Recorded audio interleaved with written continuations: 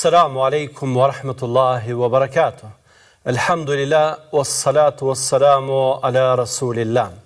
Paqja, mëshira dhe bekimet e Allahut qofshin me ju. Si gjithmonë, falenderimet tona janë për Allahun, Zotin e botëve, ndërsa përshëndetjet tona janë për zotrin tonë, Muhammedin, familjen, shokët dhe gjithë ata që e ndjekin rrugën e tij deri në amshim. Falenderimi për mirësitë nuk është thjesht një tipar i çmuar. Është edhe vepër e zemrës. Falenderimi nga kjo perspektivë flet edhe për besimin. Me fjalë tjera, kush falenderon, ai ka besuar. Falenderimi është mënyrë se si ruhen dhe shtohen të mirat. Omer bin Abdulazizi, Allah qoftë i kënaqur me të, ka thënë: lidhni mirësit me falenderim. Pra, nëse dëshironi që ju të keni mirësi dhe t'i keni pranë vetes që të mos privoheni prej tyre, atëherë falenderojni. Por çfarë në të vërtetë në kupton falenderimi? Cili është koncepti ynë për falenderimin dhe çfarë e dallon këtë koncept nga konceptet tjera?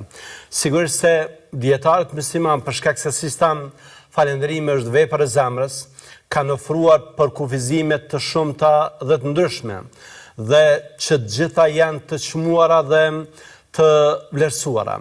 Por në mesin e tyre, ndonjëherë gjejmë koncepte, gjejmë përkufizime, gjejmë definicione që na sjellin nga një perspektivë praktike që falënderimin e bën pjesë të jetës dhe përditshmërisë sonë. I tillë është edhe falënderimi sipas Ibn Qayyimit, Allah e mëshiroft, i cili ka thënë kësaj: falënderimi ndërtohet mbi 5 shtylla. E para, përulësia ndaj atij që të ka begatuar me të mira, pra ndaj Allahut. E dyta, dashuria për Allahun. E treta, pranimi se këto mirësi janë prej tij, pra mirënjohja ndaj Allahut te bareke ve teala.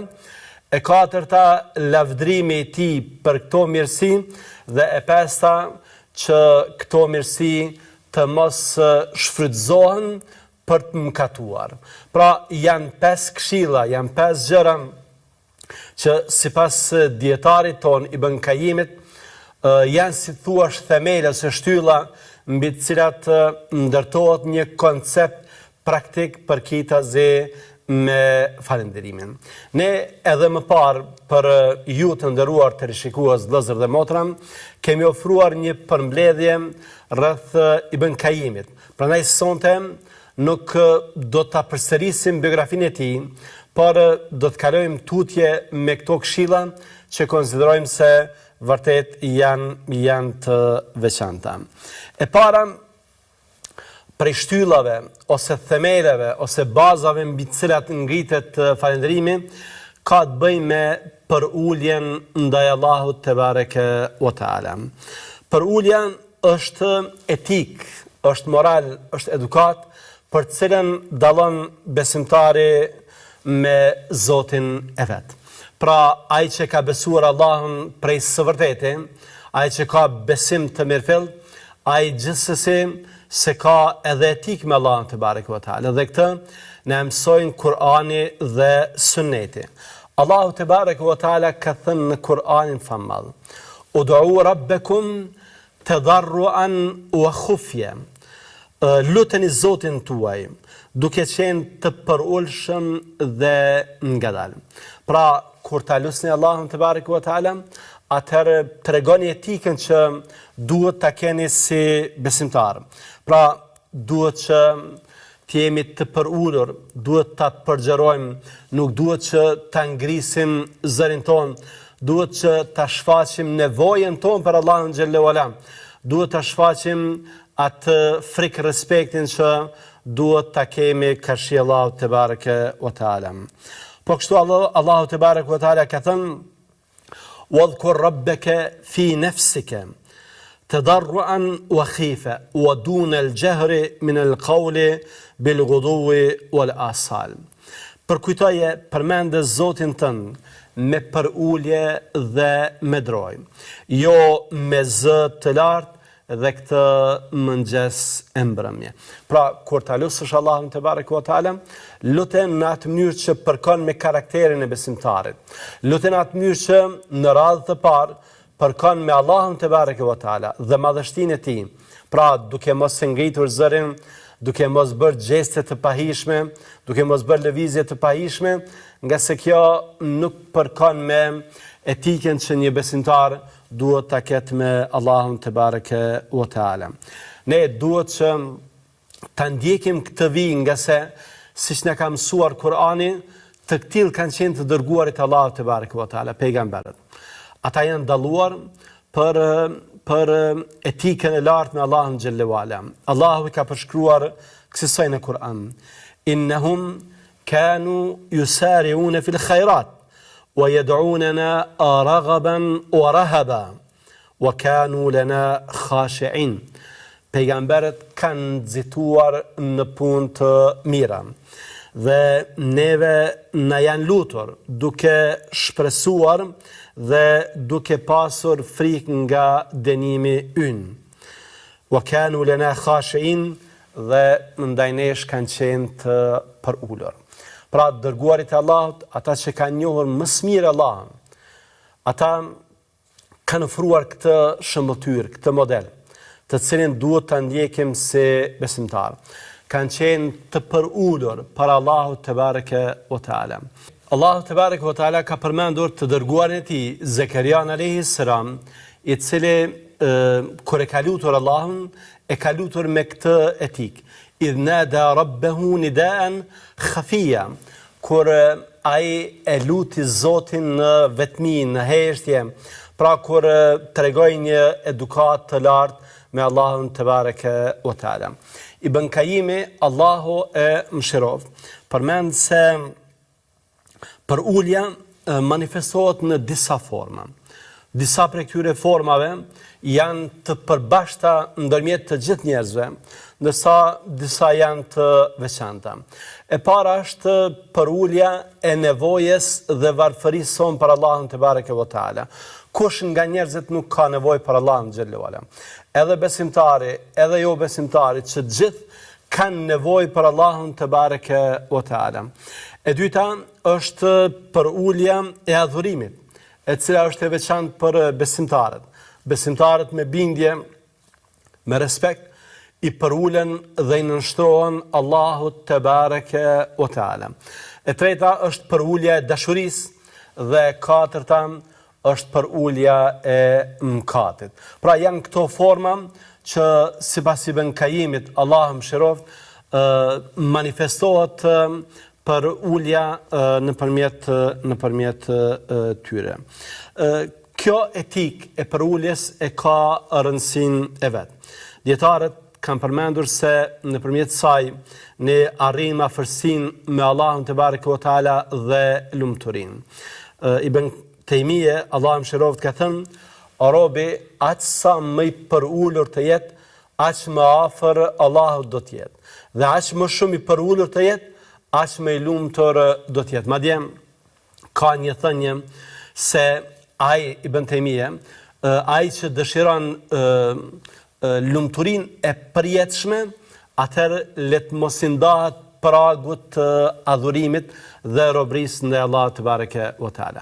Pra, nëse synon kënaqësinë e përhershme, kënaqësinë dhe lumturinë në botën tjetër, atëherë adhurimi, nënshtrimi, përulja janë gjëra që duhet të dallosh për to. Përulja është dera më e gjerë për tek Allahu te bareke ve teala. Ibn Kayimi ka përmendur disa asket, disa arifin, siç ka quajtur, e më saktë njërin prej tyre i cili ka thënë kësaj: nuk ka derë të adhurimit që nuk jam munduar të hyj nëpërmjet saj tek Allahu te bareke ve teala. Dhe në secilin prej tyre që kam shkuar, kam gjetur njerëz të shumë që më është pamundsuar të hyjë nëpërmjet saj. Pra, në secilin prej këtyre dyerve kam gjetur shembuj të besimtarëve që janë dalluar, që kanë qenë ndoshta të paarritshëm për mua, përveç derës së përuljes, e cila, për çudi, edhe pse ishte dera më e madhe dhe më së afër me Allahu te bareke ve teala, kishte njerëz më së paku aty. Pra, njerëzit sikur janë gafil, sikur e kanë neglizhuar këtë derë, sikur e kanë neglizhuar këtë mundësi që t'jenë më pranë Allahut te bareke ve teala. Kush e do Allahun xhelle wala dhe dëshiron që të arrijë tek ai në mënyrën më të shkurtër dhe në mënyrën më të mirë të mundshme, atëherë le të shfaq për uljen e madhe ndaj tij. Le të shfaq nevojën e tij të madhe për Allahun te bareke ve teala, nga se është një derë e gjerë e cila gjithsesi se e zë atën dhe e zë secilin që dëshiron të jetë më pranë Allahut te bareke ve teala. Për ulja ndaj Allahut te bareke ve teala është se thuash sinonim i adhurimit, sinonim i nënshtrimit. Prandaj, siç është përmendur edhe nga Ibn Kaimi në raste tjera, ato janë si thuash një lloj sinonimi ose duke cituar fjalë për fjalë, Ibn Kaimi ka thënë kësaj, robëria ndaj Zotit përsoset duke përsosur pozitën e përuljes dhe nënshtrimit. Robi më adhurues është ai më i përuluri. Pra, ai që prek majat e adhurimit, majat e nënshtrimit për Allahun te bareke ve teala, është besimtari me përuljen më të madhe. Ne, siç patëm rastin, të mësojmë këto, përulja ndaj Allahut te bareke ve teala nuk është për besimtarin, nuk është e dhunshme. Ajo manifestohet në mënyrë të vullnetshme, madje manifestohet edhe me dashuri. Dhe jo mëkat, Ibn Kaimi ka përmendur se shtyllë themel mbi të cilin ngritet falënderimi është që ta duash Allahun te bareke ve teala. Në fakt, dashuria është koncept i cili e zbërthen falënderimin. Ne afron atë domethënien, ajkën, esencën, thelbin e falënderimit. Dashuria nuk është fjalë, por është praktik. Dashuria është fetaria e gjallë. Dhe nga këto, një poet arab ka thënë disa fjalë që do të mundohem të përshtatin në shqip dhe të cilat në sjellin konceptin e vërtet dashurisë për Allahun te bareke ve teala që duhet të manifestohet me vepra respektivisht, duke falendëruar Allahun, duke ju bindur atij, duke vepruar sipas fjalëve të tij. Ka thënë kësaj: bën mëkate, e këndej dashurinë për Allahun pretendon, këtë për Zotin nuk ka logjik që e pranon. Sepse po të ishte dashuria prej së vërtetë, e adhuron, nga se i dashurit të dashurin nuk e kundërshton. Pra, po të ishte dashuria jote e vërtetë, do ta adhuroj Allahun, nga se ai që e do dikë, ai edhe i bindet atij, dhe si besimtar do duhet që ne t'i bindemi Allahut te bareke ve teala. Dashuria në konceptin islam nënkupton që ne askënd dhe asgjë të mos kemi para Allahut te bareke ve teala. Allahu është gjithçka për ne dhe çdo gjë është në varësi të lidhjes sonë me Allahun. Ne duam për hir të Allahut xhelle wala dhe urrejmë për hir të Allahut xhelle wala. Japim për hir të Allahut dhe nuk japim për hir të Allahut te bareke ve teala. Pra gjithçka në jetën tonë është e lidhur me Allahun te bareke ve teala.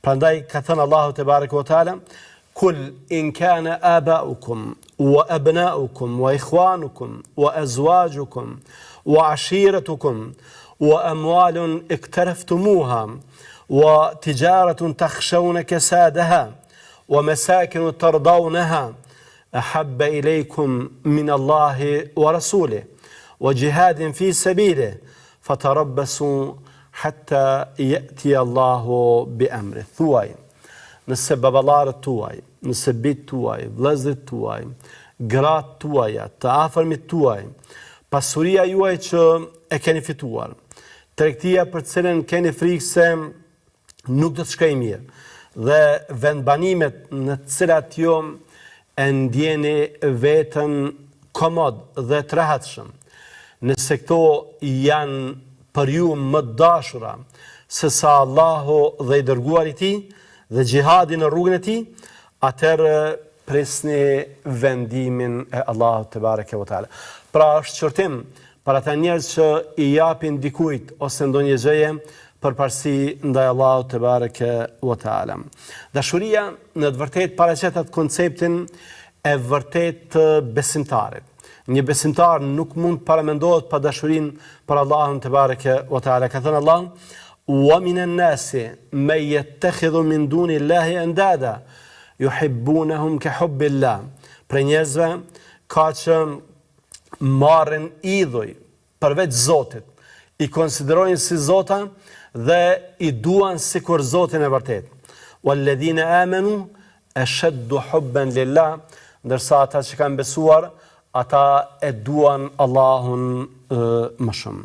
Dashuria nënkupton që ne të godasim në thelbin e imanit, ose të shijojmë imanin dhe ëmbëlsinë e tij. Muhamedi alayhi salatu wasallam ka thënë, kush i ka 3 gjëra, ai e ka shijuar ëmbëlsinë e imanit. Ai që Allahun dhe dërguarin e tij i do absolutisht më shumë se çdo kë tjetër. Pra, nëse do Allahun dhe dërguarin e tij më shumë se sa që do të tjerët, ti e ke goditur besimin. Ti ke arritur që depërtosh thellë në besim. Nëse e do dikë për hir të Zotit, jo për diçka tjetër, ti po kështu ke arritur që të godasësh besimin. Dhe nëse ti e don fen aq shumë sa që nuk pranon me asnjë çmim të largohesh prej saj dhe urren që të kthehesh në kufër, ashtu siç urren që të hudhë në zjarr, atëherë ti ke bërë këto 3 vepra, këto 3 gjëra që në të vërtetë ta kanë mësuar të mishrohesh me besimin dhe ta përjetosh atë në nivele të paarritshme për të tjerët.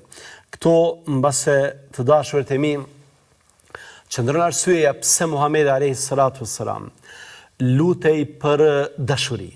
Muhamedi alayhi salatu wassalam ka thënë kësaj: "Wa as'aluka hubbak wa hubba man yuhibbuk wa hubba 'amalin yuqarribu ila hubbik." O Allah, të lutem që të më begatosh me dashurinë tënde dhe dashurinë atyre që të duan ty.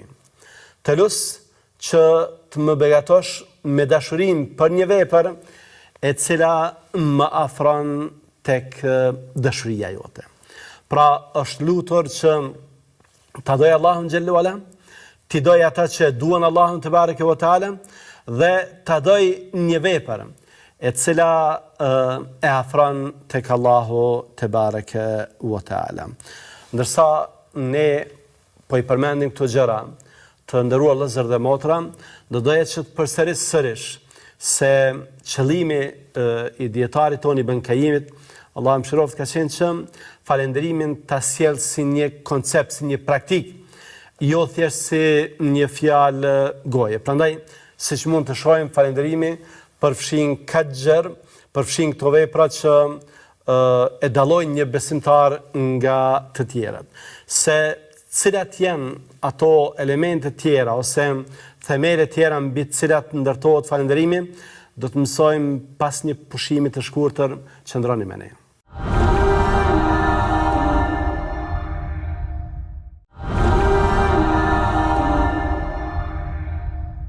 Ja u kthyem sërish me lejen e Allah te bareke ve teala për të vazhduar me themelet e falënderimit sipas imamit Ibn Qayyimit, Allahu e mëshiroft. Këshilla e radhës ka të bëjë me atë se falënderimi për të manifestuar në mënyrë të vërtetë duhet që ne të pranojmë se mirësitë i kemi prej Allahut te bareke wa taala. Në fakt, sipas disa dietarëve, kjo gjë paraqet thelbin e falënderimit. Imam Kurtubiu, Allah e mëshiroft, ka thënë se falënderimi nënkupton që pranosh se një të mirë e ke për Allahu xhallahu ala dhe atë të mirë të mos e keq përdorësh për të bërë mëkate. Pra në njërin anë nënkupton që të shprehim konsideratën tonë për Allahun si dhurues dhe në anën tjetër që ta ruajmë këtë të mirë nga keq përdorimi i saj për gjëra që Allahu te bareke wa taala i urren. Ibn Kaimi në një këshill tjetër të tij ka përmendur se falënderimi manifestohet në disa mënyra. Dhe kjo çështja e pranimit të mirave se janë prej Allahut xhallahu ala është një prej atyre mënyrave se manifestohet falënderimi. Ka thënë, falënderimi me zemër nënkupton dashurinë për Allahun dhe pendimin me zemër. Pra, që thellë në zemrën tonë ne ndjejmë keqardhje për mëkatet që i kemi bërë. Falënderimi me gjuhë nënkupton që ne ta lavdrojmë Allahun dhe të shprehim falënderim. Dhe falënderimi me gjymtyr nënkupton që ne ta adhurojmë Allahun dhe të shërbejmë fesë tij. Po kështu ka thënë, falënderimi shprehet me zemër duke u nënshtruar e përulur. Shprehet me gjuhë duke lavduar Allahun dhe duke pranuar se mirësitë janë prej tij, dhe shprehet me gjymtyr duke e adhuruar Allahun dhe duke ju bindur urdhrave të tij.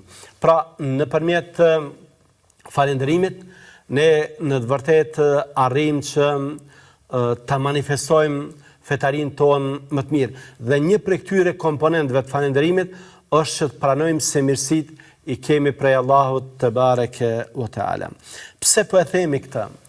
Nga se jo rrallë njerëzit që pasurohen, din që ndonjëherë të tregohen arrogant me Allahun te bareke wa taala, që në vend të mirënjohjes të shprehin mos mirënjohje.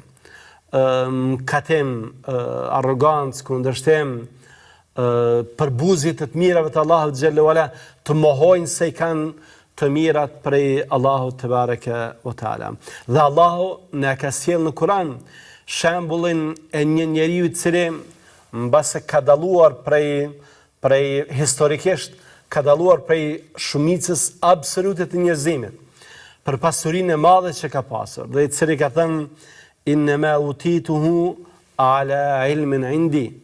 Unë e kam bërë këtë pasuri jo se Allah më ka dhënë, por se unë kam ditur, se unë kam pasur njohuri.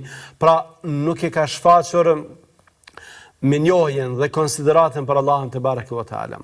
Përkundrazi, ka shfaqur arrogancë, ka shfaqur mungesë respekti, prandaj edhe është shembull dhe model i keq. Shembulli i një të vetmashtruari i cili ndonë se e fitoj dynjan, e humbi të tërën. E fatkeqësisht bashkë me dynjan e humbi edhe ahiretin. Kjo nga se Allahu te bareke wa taala na ka mësuar se nuk ka mirësi që e kemi ne të nderuar vëllezër, e që nuk e kemi prej Allahut te bareke wa taala. Wa ma bikum min ni'matin fa min Allah. Se cilën të mirë që ju e keni, me cilën ju dispononi, e keni prej Allahut te bareke wa taala. Prandaj do duhet që ne të shprehim me njohje, të shprehim falënderim, të shprehim konsiderat, e jo të jemi arrogant, e jo të jemi përbozës, e jo të shprehim këtë mosmirënjohje ndaj Allahut te bareke wa taala. Çështja tjetër sa i përket themeleve të falënderimit është edhe lavdrimi i Allahut te bareke wa taala. Ai që e lavdron Allahun te bareke wa taala, ai e ka falënderuar atë. Në terminologjinë e asketëve, lavdrimi në të vërtetë nënkupton ajkën, nënkupton thelbin e falënderimit. Përmendet se Kushairi, një asket i njohur, ka thënë kësaj: falënderimi nënkupton që ta lavdrosh dhuruesin duke përmendur mirësitë e tij. Pra, një të mirë që Zoti ta ka dhënë, të thuash elhamdulillah, e kam nga Allahu. I falenderohem Allahut, i detyrohem Allahut, i cili më ka begatuar me këtë të mirë. Pra që gjuha jote të mos resht së falenderuari dhe së atribuari atë të mirë Allahut te bareke ve teala. Nuk duhet që t'ja atribuosh vetes sate, thuar se e kam nga puna, e kam nga mundi, e kam nga angazhimi, duhet punosh, duhet angazhosh, por nuk duhet harrosh që të mirat i kemi prej Allahut. Kështu në fakt qëndron edhe në hadithet e Muhamedit alayhi salatu wassalam.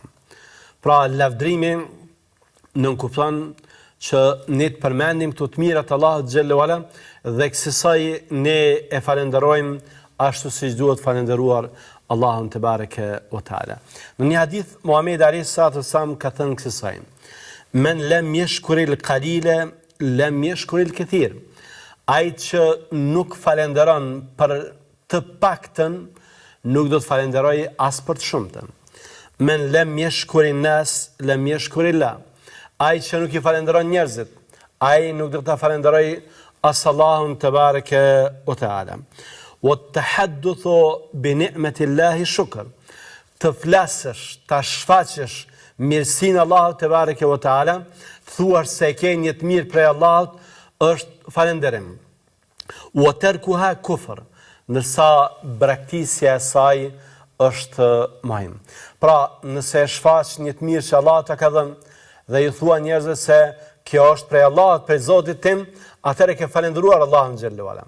Ndërsa nëse e mbulon, nuk e publikon, përkundazi e fsheh atë, atëherë i bie se nuk ke konsiderat për Allahun xhallahu ala dhe se nuk e ke falendëruar atë.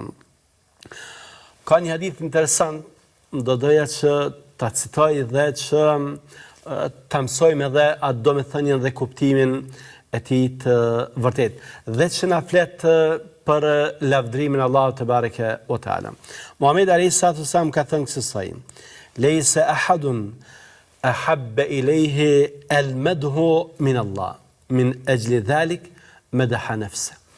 Askush nuk e do lavdrimin sa Allahu te bareke ve teala. Për këtë arsye Allahu e ka falendëruar, e ka lavdëruar veten e vet. A ka nevojë Allahu për lavdrimin ton? Natyrisht se jo. A mund ta dëmtoj për buzja jon e të mirave të Allahut xhallahu ala? A mund ta dëmtoj atë diç? Natyrisht se jo. Prandaj Imam Neveviu, duke marrë parasysh këto gjëra, ka thënë se falendrimi ose jo i Allahu te bareke ve teala për mirësitë që na i ka dhënë nuk ndikon aspekt tek ai. Në fakt ajo ndikon tek ne. Në qoftë se ne e falenderojmë Allahun te bareke ve teala, në qoftë se ne lavdrojmë Allahun te bareke ve teala, ne jemi ata që përfitojmë. Ndryshe lavdrimi ose jo nuk ka asnjë rëndësi. Mubarak Furi po kështu ka thënë: Allahu te bareke ve teala e do lavdrimin për ta shpërblyer besimtarin. Ne sa herë që themi një fjalë të mirë për Allahun te bareke ve teala, sa herë që falenderojmë atë, sa herë që lavdrojmë atë, sa herë që madhrojmë atë, ne jemi përfituesit e vërtet. Ne jemi ata që fitojmë dashurinë e Allahut te bareke ve teala. Për shembull, Allahu te bareke ve teala ka thënë: "Fadhkuruni adhkurkum." Më përmendni, ju përmend. Ku ka mirësi më të madhe, ku ka respekt, ku ka privilegj, ku ka nder, ku ka ndonjë pozitë më të lartë që mund ta fitoj dikush se sa ta përmend Allahu te bareke ve teala për të mirë. Sigurisht se nuk ka. Prandaj nëpërmjet përmendjes, nëpërmjet lavdrimit të Allahut xhallahu ala, ne jemi ata që përfitojmë, jo Allahu te bareke ve teala, nga se Allahu nuk ka nevojë për ne jemi ata që kemi nevojë për të. Dhe këshilla e fundit ka të bëjë me mos keq përdorimin e mirësive. Themeli i fundit mbi të cilin sipas Ibn Qayyimit ngritet falënderimi është ato të mira që Allahu te bareke ve teala ne ka dhënë. Ne t'i shfrytëzojmë në mënyrë që të arrim më afër Allahut xhallahu ala, jo që të mëkatojmë, që të bëjmë veprat mira, sa herë Zoti na jep të mira, ne të shtojmë veprat e mira, sa herë Zoti na jep pasuri, ne të shtojmë lëmoshën dhe jo e kundërta. Jo që ne ato të mira që Allahu te bareke ve teala na i ka dhënë, të shfrytëzojmë për të mëkatuar, për të bërë gjunahe, jo që pasurinë që Allahu na ka dhënë si mbikëqyrës, që ne të shërbejmë robërve të tij, ne ta shfrytëzojmë për të bërë mëkate, për të bërë gjëra që Allahu te bareke ve teala i ka ndaluar dhe i urrejnë. Mëkatet, siç është përmendur, janë shkak që i largojnë të mirat, ndërsa falënderimi është shkak që i shton të mirat. Allahu ka thënë: "Wa idh ta'adhana rabbukum la in shakartum la azidannakum." Allahu te bareke ve teala na ka njoftuar se në qoftë se ju falenderoni, atëherë unë do t'u ashtoj të mirat. Pra falënderimi është mënyrë se si ruhen dhe si kultivohen të mirat, se si ne i shtojmë të mirat e Allahut te bareke ve teala. Ibn Qayyim në El Jawab El Kafi limen sa'ala an ad-dawa ash-shafi ka thënë kësaj se Allahu te bareke ve teala ka thënë në një tekst: "Pasha madhrin time, nuk ka ndonjë rob prej robërve të mi që të jetë fillimisht në atë që unë dua, e pastaj nga kjo gjendje të kaloj në një gjendje që unë e urrej, e që unë nuk do t'ja ndroj gjendje nga ajo që ka dashur në atë që urrejnë." Pra çdo kush që elshon fenë Allahut, elshon rrugën Allahut, dhe çdo kush që në vend të mirësive, në vend të falënderimit për mirësive, shfaq këtë arrogancën, këtë mëkatin, atëra i ka bërë një vepër që pas vete tërheq edhe ndrimin e kësaj pozite, nga ajo që ka dashur në ditë që urren. Dhe nuk ka njeri që ka qenë në një ditë që Allahu te bareke ve teala ka urryer, e pastaj ka kaluar në ditë që Allahu te bareke ve teala dëshiron, e që Allahu nuk do t'ja ndrojë gjendjen për të mirë. Pra në qoftë se ne jemi përbuzës, ne i kemi humbur të mirë. Në qoftë se ne falenderojmë, atëherë ne i kemi tërhequr, i kemi sjell pranë vetes të mirat e Allahut te bareke ve teala. Dietarët musliman kanë përmendur gjëra interesante rreth saj. Për shembull, Ibn Uthemini, Allah mëshiroft, nga dietarët bashkëkohor, ka thënë se një mëkat pas një mirësie që Allahu ta ka dhënë është më i rëndë se një mëkat që e ke bërë para mirësisë. Pra, nëse Allah ka begatuar me diçka të mira, Allah ka dhënë të mira, dhe ti ke mëkatuar, atëherë ky mëkat yt do trajtohet shumë më ashpër dhe shumë më rënd se sa një mëkat që e ke bërë kur nuk ke pasur të mira, sepse nuk përkon me besimtarin që ai të bëj mëkate. Në fakt, kur ne bëjmë mëkate, kur ne bëjmë gjunahe, ne arrim që mirësisë t'ia zhveshim këtë domethënien e mirësisë që ka.